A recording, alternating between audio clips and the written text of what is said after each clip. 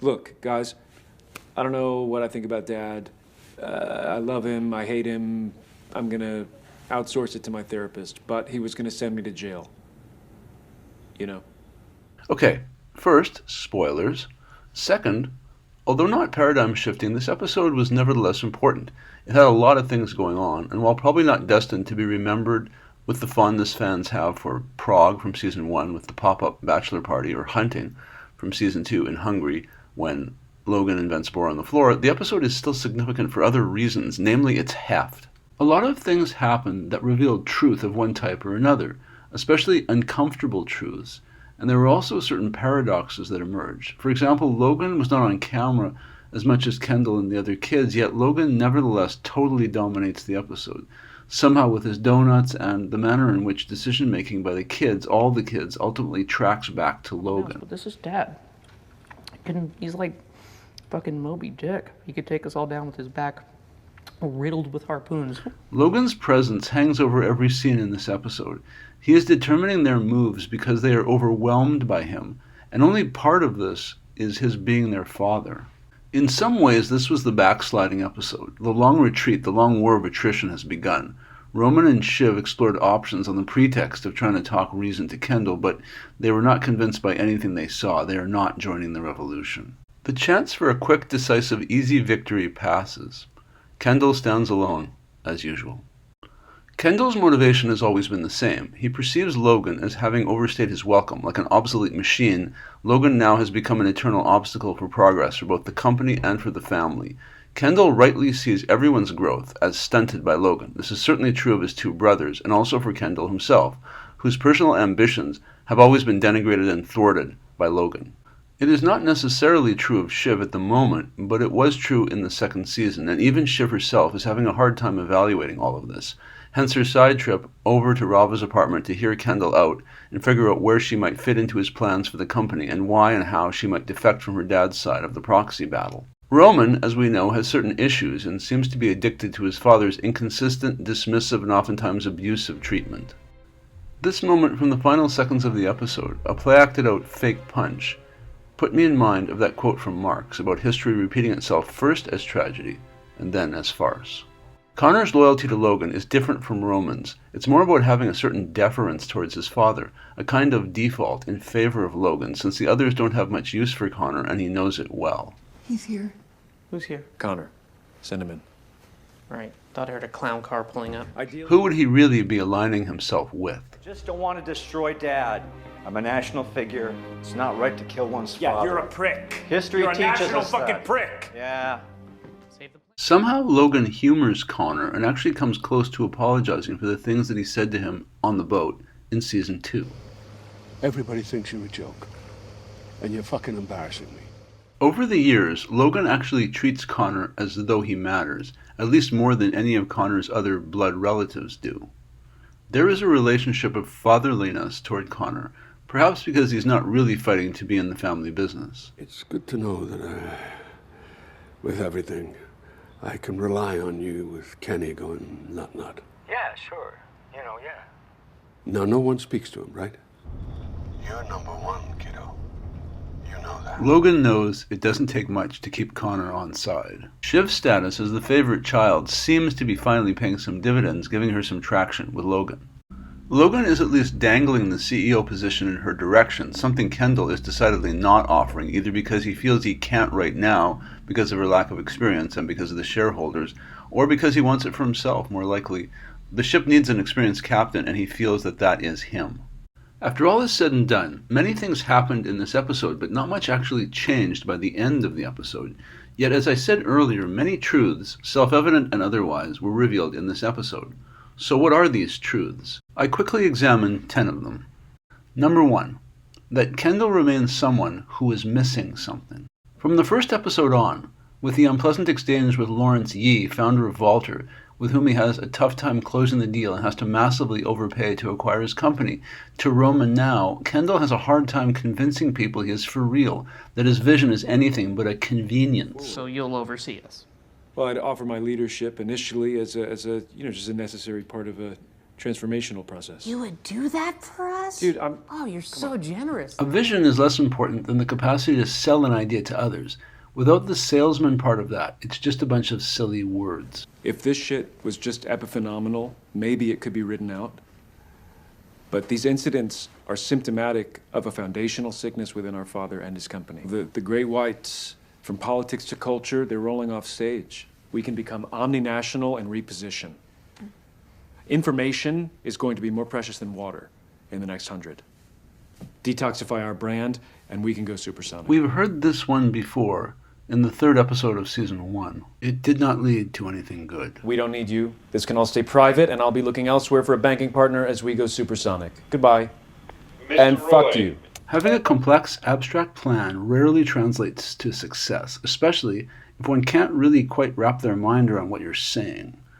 Kendall has a bunch of cool jargon as always, but it doesn't mean much or impress anybody to come over to his side of things. His position is still vague, like the 2-word pitch to Sandy Furness. Back me. Yes, but why should he? Kendall is seen as being self-serving, and perhaps Ewan has it exactly right in his description of Kendall's press conference in the final moments of season 2. I found his performance histrionic and meretricious. The man is a self-regarding popinjay. However, this may be going too far. Shiv calls out Kendall's press conference melodrama as a snake move and self-aggrandizing bullshit and a peacock fuck show. Kendall rejoins that Shiv regrets having neither the foresight nor the courage to do what he did. Right now, I'm the real you. This is unconvincing, and Shiv is right. There are other, less aggressive, less egomaniacal, and less damaging ways to reform the corporate culture of the company he seeks to lead, other than a public press conference condemning that very same company. Kendall has always been about trying to prove that he matters to his family and the business community, and the press conference was all about publicity for himself, not necessarily about a kinder and gentler Waystar Royco going forward. When Shiv officially declines to join with Kendall, it gets ugly between the two, and he says sad and hurtful and offensive things to his sister, which proves once again that he cannot close a deal, even with the one person he really needs by his side. Well, I'm not gonna fuck around. I want you to join me. I want you on my side. Again, something is missing here, which brings us to our next point. Number 2, that alliance politics are always fraught and incredibly delicate. Every character in the end is in this primarily for themselves, but secondarily for the family. Kendall has to stroke every ego and offer a unique perk to every person, and this is difficult, and frankly, he's really bad at it. He can't get inside their heads in the way that Logan can. In the end, Kendall only understands his own motivation and does not know why the others might wish to throw in with him. His plan about dividing up the world between the 3 others with him as overseer is as unrealistic as it is unappealing. It also seems to run counter to the democratic ideals that he was espousing in this episode. Beyond their own self-interests, it's important to remember that each character in succession has different benefactors, which is why everything is so difficult and complex, and why alliances are constantly shifting and can't really be sustained. Greg's benefactor, for example, is his grandfather Ewan, who has his own agenda that differs substantially from Greg's own. Also, to some degree, Greg has an odd love-hate bromance with Tom, who really has protected him as well as tormented him from time to time. Shiv's loyalty is to whomever has the best offer, and Logan seems to be that man at this moment. Kendall's loyalty seems to be to his inflated sense of self-importance, and he's consistent at the very least in that. He wants to show his father that he's a killer in business, and that he can be more Machiavellian than anyone imagined possible. Roman is with Jerry. That's his protector, as Shiv says, his mommy figure who seeks to shelter and protect him and nurture him, and keeping Jerry in places where Roman's loyalty lies at the moment. It's a clever maneuver by Jerry, based on the attraction that Roman always has to powerful and dominating women. Here we go. Your apprenticeship begins. Okay.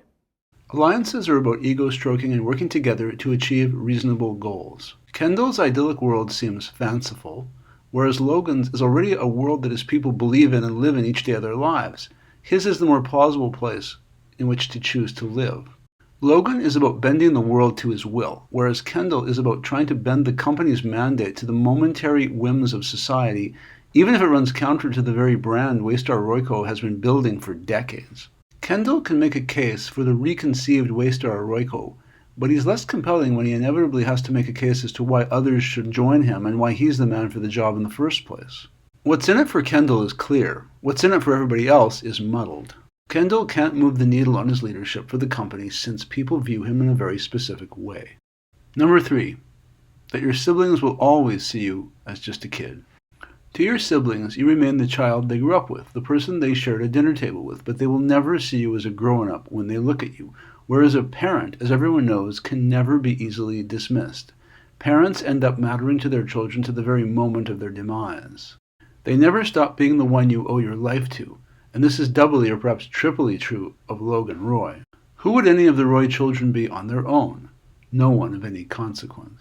Logan says as much to Kendall in the Austerlitz episode in season 1. You are a fucking nobody.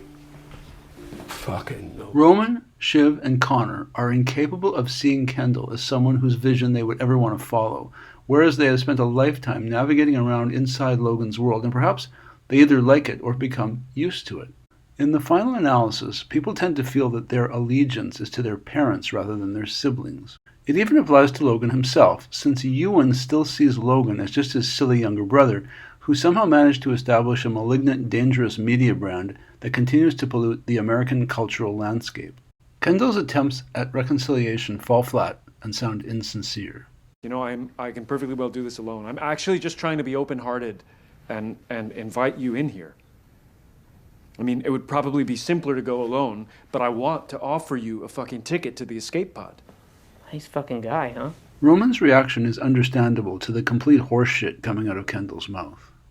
Which brings us to number 4, that life is largely subjective. Sure. You fucked the family. Or I saved the family. I think since this thing broke, we've all been trying to navigate our way through conflicting loyalties, and that's difficult. Kendall's pitch about people mattering and making amends and creating a global brand, in the end, it really doesn't come down to that. It comes down to how people feel and what benefits them personally. And in this family, it comes down to Logan.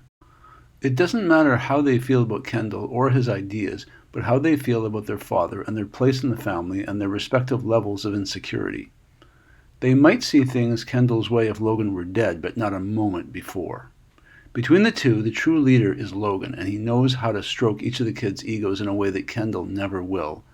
People care what Logan thinks. He's a central player in a rotten cabal that has basically eaten the heart out of American democracy. Rotten Cabal is a good name for a band. He's not going to be on trial for that, though, Ken. Well, maybe he should be.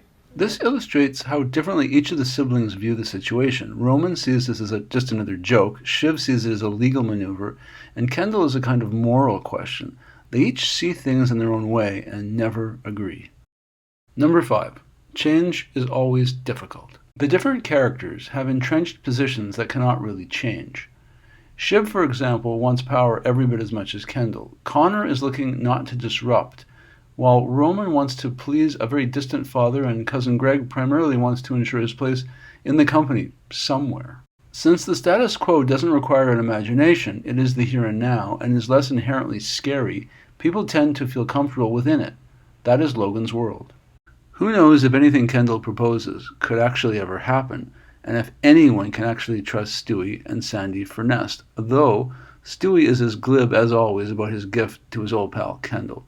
For the record, a Trojan horse in the context of this episode represents virtually everyone coming in and out of Rava's apartment. Roman, Shiv, Connor, the lawyers, and perhaps even Stewie himself, though of course only his gift actually gets into the residence. As always, Stewie has the most memorable and funny line of the episode.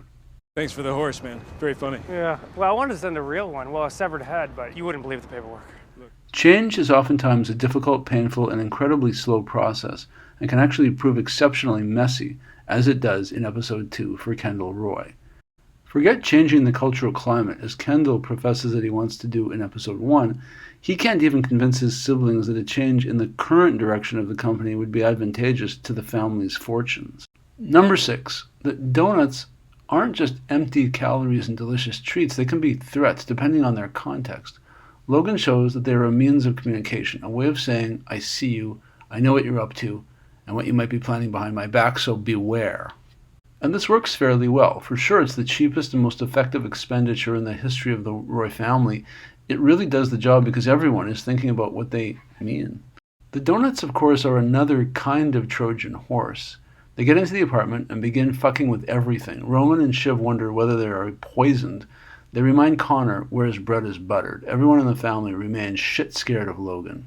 Logan knows well that intimidation is a way to maintain power. This episode justifies the years that Logan spent playing one child off against the other so that they are paralyzed when it comes to working as a group to achieve anything. They can't abide any one of them being in effective control of things, whereas Logan pulling the strings is what they're used to and what they're comfortable with. Does no one understand what the fuck is happening? I'm losing juice. I can't find the right fucking lawyer. The sky's falling in. So when I say something, it fucking happens. We have to act on the world, the fucking world. We have to act. Yes, sir. The kids idolize Logan to an extent, and even Kendall thinks that Logan may find a way out of the corner he finds himself in, if anyone ever could. The exchange with Lisa Arthur is revealing. There's talk he might play hardball and not cooperate, which would be amazing. I mean, that's just a really terrible, terrible decision. What if he shuts this all down? He can't shut it down. Oh, yes, he can. I mean, he might. You need to prepare for all eventualities. We might need to call the state police to arrest the FBI. We might need to plan to fly me out without a tail number to Frankfurt or Venezuela. It doesn't matter whether or not Logan can shut down the investigation. It matters that Kendall believes Logan can do it. Number 7. Their collective realization that working together to take Logan out is not enough to make them resolve their differences and get on with their lives. Logan's intimidation may be worth 1,000 clever business plans in terms of getting things done his way. Logan talks in almost supernatural terms of bending the world to his will.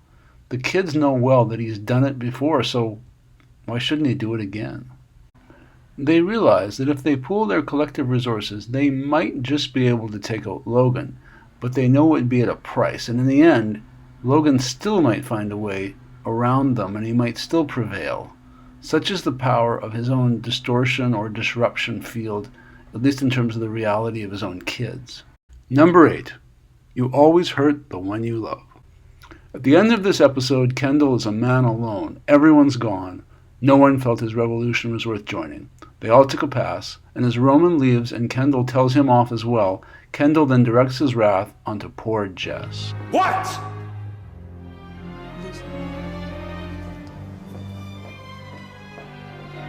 Hurting Jess's feelings may be one of the show's saddest moments, though one sympathizes at Kendall's overwhelming frustration at that moment, not having even one of the other kids join with him against his father. Kendall takes out his frustrations on the wrong people.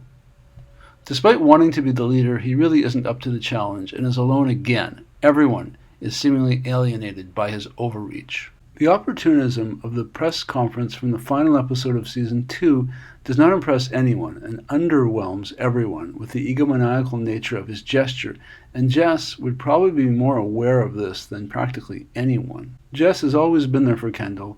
She's been loyal and totally subservient to his wishes. No doubt, Jess has seen worse from Kendall, though perhaps not directed at her. Number 9. They knew all along what was going on at Cruises. Right, no, I mean, I kind of knew, that there was, but I didn't know to the fucking, I really did not. Yeah. I'm not saying that you're responsible, Shiv, but the guys, Dad, Mo, the wolf pack. We knew the jokes and the vibe to women and to the grubby fat asses who took the cruises. Though they did not cause the problem and were not in a position to do much about it, they nevertheless knew. Still, impotence is not the same as ignorance.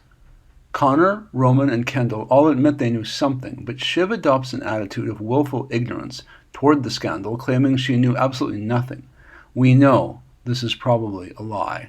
The truth is that they are all complicit because of their silence and thus bear some responsibility for what happened after they figured out what was actually going on. Number 10. Logan is better off at the center of things.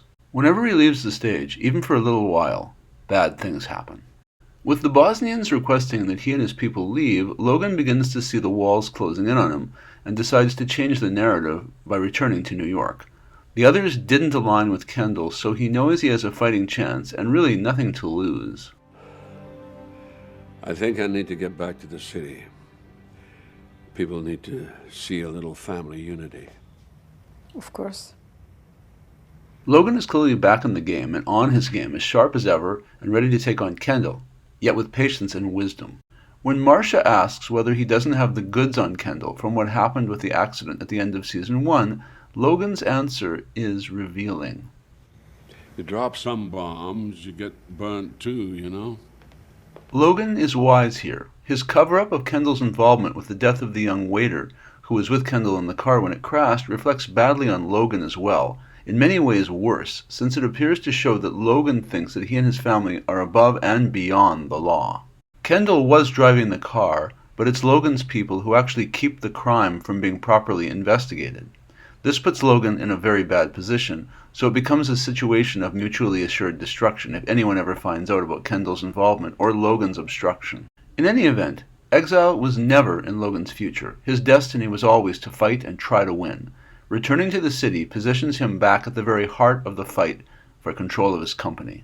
In this episode, things begin to fall apart for Kendall, despite his having many different tactical plays in his mind. He needs and wants the others to follow his lead, but no one ever really does. The other kids can't quite buy that he could ever beat Logan, that they would ever want to march to his beat, that he's sincere in the first place about doing the right thing, that his global vision for Waystar Royco is viable, and they do not really know if they're just being played. Now Logan could do this and make you like it, or at least evade responsibility for it because he is who he is, whereas Kendall has no capacity to either convince or intimidate. Even Greg is not that scared of Kendall personally. The others are beginning to see that he is mostly filled with tired rhetoric and has no real way to finish Logan off. Stewie and Sandy and the shareholders are still a problem that won't necessarily go away anytime soon. Though a great number of things happen in this episode, nothing truly lasting emerges from all the drama. In some ways, the episode ends with pretty much the status quo having prevailed. Kendall is still alone in his fight, and the others still aren't sure where they stand with Logan. Marcia has returned, it is true, but it is unclear how this actually changes anything. Please like and subscribe if you enjoyed my video. Your comments are also welcome. Thanks for your time. I truly appreciate it.